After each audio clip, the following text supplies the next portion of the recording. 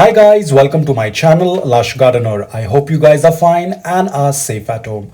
So guys, I have been working on a soil mix for a couple of months. As you can see, there are different soil mixes in each pot. Now this was all on experiment basis till I happened to find the correct soil mix, meaning a soil mix that tends to stay loose before watering, after watering, and even after the soil dries. So these pots were on experiment process. Now guys, here I'm ready to share with you my new succulent soil mix. Now guys, a small disclaimer, this would require a little effort, but trust me, it's worth the effort. So guys, this potting mix is a very universal mix. It can be used by people who are living in a dry environment as well as people who are living in a very humid environment. This potting mix can work out for both of you, as well as you can go ahead and amend the soil a bit according to your environment. So first off, here I have my regular garden soil. So I usually store the excess in a closed container, and whenever I need the soil, I just take it out and put it out in direct sunlight for a couple of hours.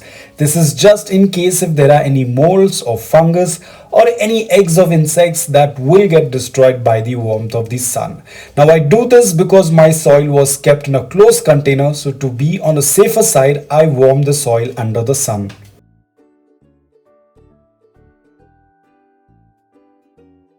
So if you might have seen my first video on succulent soil mix, you might have noticed that I have used aquarium sand. Even in this video, we'll be using aquarium sand. But this time there is going to be a slight difference, and that is the size of the aquarium sand. Over here, I have gone ahead and used a large granulated aquarium sand. So as you can see that these granules of sand are much larger compared to the previous aquarium sand. Now the next process is filtering of the garden soil.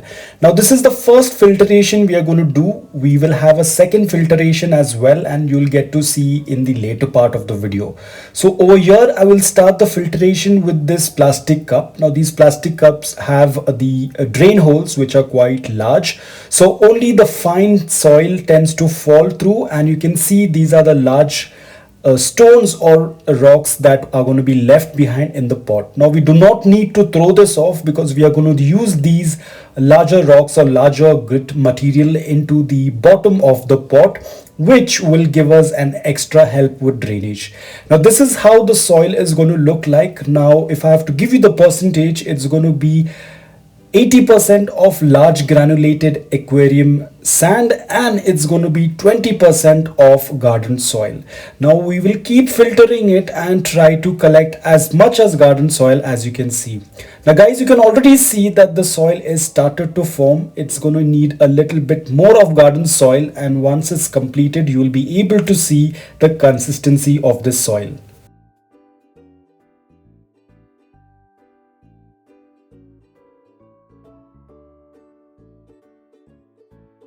So guys, now I have gone ahead and added 20% of garden soil. I know it looks quite less, but then this is more than enough to make the mix. Because remember, the garden soil has to be quite less compared to the aquarium sand that we're using. Now guys, over here, as you can see, the mix is ready. It's loose, porous, free flowing, does not turn compact. But yet there is another step that we need to do before we put this soil into the pot.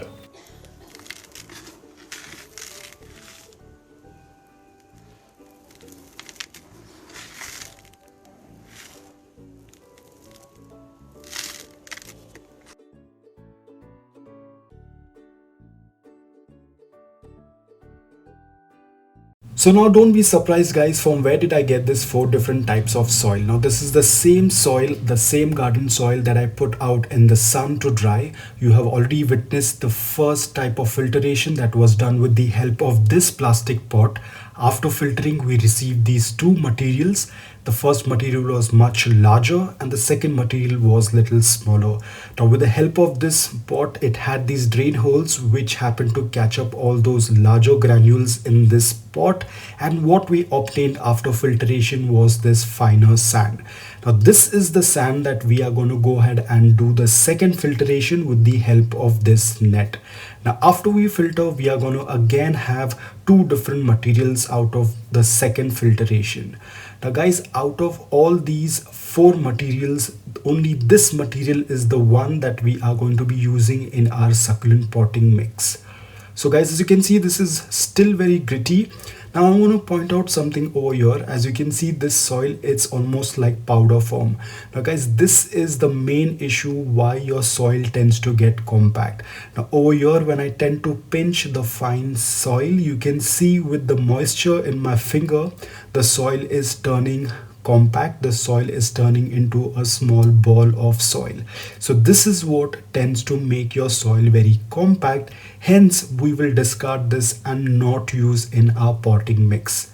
So here again, as you can see how it has turned into a small clay ball, and this is what makes the soil compact. So guys, to make things easy, what we'll do is we will do the second filtration along with the aquarium sand, because even the aquarium sand will have some fine sand. So with this, we can do two things at the same time. So first thing first, we need a pot with a drain hole. Now guys, this is very important. Every succulent pot must have a drain hole. The next thing what we'll do is we will cover the drain hole with a pebble, or you can even use a net.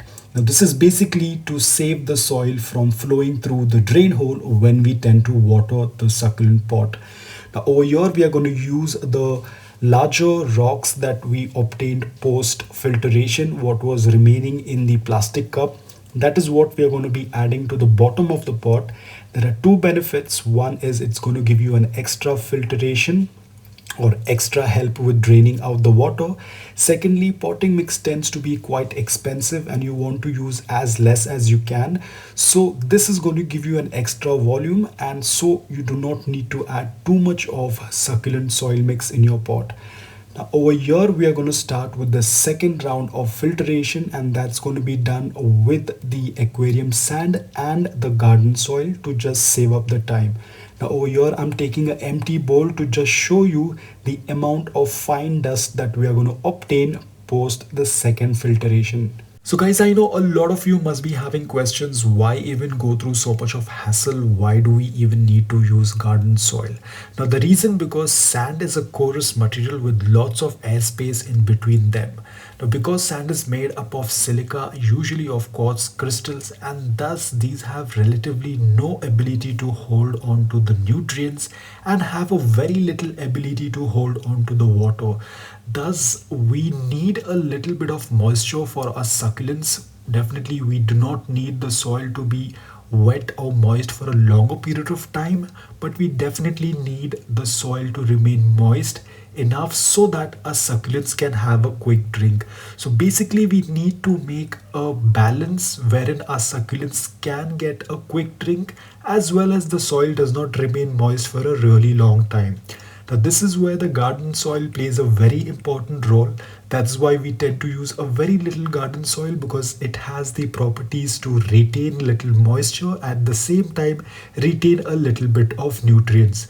Now guys, here as you can see, after the second filtration, this is the fine sand and the fine garden soil that has been collected, which otherwise would have made the potting mix quite compact. So guys, now after the second filtration, our potting mix is now ready. Now we can transfer it into the pot. Now guys, this potting mix will remain loose before watering, after watering, and even after the potting mix dries, it is going to remain loose. Now the next test is going to be the well draining soil test. Now over here I am taking my succulent called as Echeveria hercites. Now another important thing guys, this is only for the video purpose. Please do not water your succulents immediately after repotting it or after potting your succulent. You need to give it some time for the succulent to settle down. But because of this video, I will be watering it right away. Now guys, while watering your succulents, ensure that you do not water on the succulent. Do not drop water on the crown area or on the leaves of the succulents. If you accidentally do so, please blow it off with the help of a balloon blower. Do not use a hair dryer, because if the water is left on the succulent leaves or on the crown area, this could lead to either crown burn or leaf burn. Apart from that, succulents are also known to have crown rot if there is water left on the crown area, and crown rot is one of the most fatal rots among succulents. Now guys, over here as you can see, the water has started to leave the pot, which indicates that our potting mix has passed the well draining soil test. Now my Echeveria Hercules will go back to his clan, and it's going to be waiting for the soil to dry. So guys, I hope that this video on the new potting mix was helpful to you. If it was, please hit the like button, and if you're new over here, please consider subscribing to my channel. Until then, take care, stay safe, and keep propagating.